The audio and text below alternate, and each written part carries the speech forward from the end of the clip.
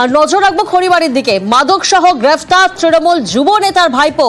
খড়িবাড়িতে গ্রেফতার যুব তৃণমূলের অঞ্চল সভাপতির ভাইপো গ্রেফতার করা হয়েছে। প্রতিনিধি বিশ্বজিৎ এই মুহূর্তে আমাদের সঙ্গে রয়েছেন।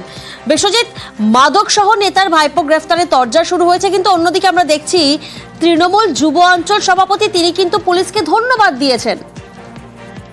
দেখো, একেবারে পুলিশকে ধন্যবাদ দিয়েছেন, কারণ পুলিশ লাগাতার কিন্তু বিভিন্নভাবে এই মাদক রুখতে বিভিন্নভাবে তারা কিন্তু গোপন সূত্রে খবর পেয়ে এই মাদক রুখছে এবং বেশ কিছু জায়গায় কিন্তু গ্রেপ্তারও হচ্ছে এবং বেশ পরিমাণ মাদকও উদ্ধার হচ্ছে।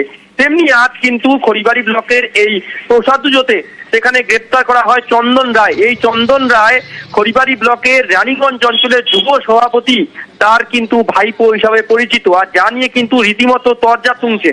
তবে এই তরজার আগেও কিন্তু এই ভাইপোর সঙ্গে কোনো সম্পর্ক নেই এ ধরনের দাবি এই যুব নেতার। তিনি বলছেন পুলিশের মতো কাজ করছে, যারা নেশার সঙ্গে যুক্ত থাকবে, মাদকের সঙ্গে যুক্ত থাকবে তাদের পুলিশ কঠোর ব্যবস্থা নেই। অন্যদিকে তৃণমূল কংগ্রেস বলছে নেশার সঙ্গে তাদের কোনো সম্পর্ক নেই, পুলিশ ভালো কাজ করছে।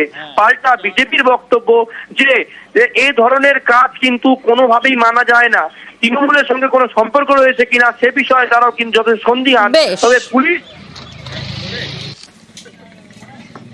যেটা দোষ করছে ওরা যেন কড়াভাবে সাজা পায়, ঠিক আছে। আমি পুলিশ প্রশাসনকে ধন্যবাদ জানাই যে পুলিশ প্রশাসন ভালো কাজ করতেছে। যারা মাদক ব্যবসা করে তাদেরকে কড়া হিসাবে একটু সাজা দেওয়া হোক, আরও ধরুক, আমরা পুলিশকে ধন্যবাদ জানাই।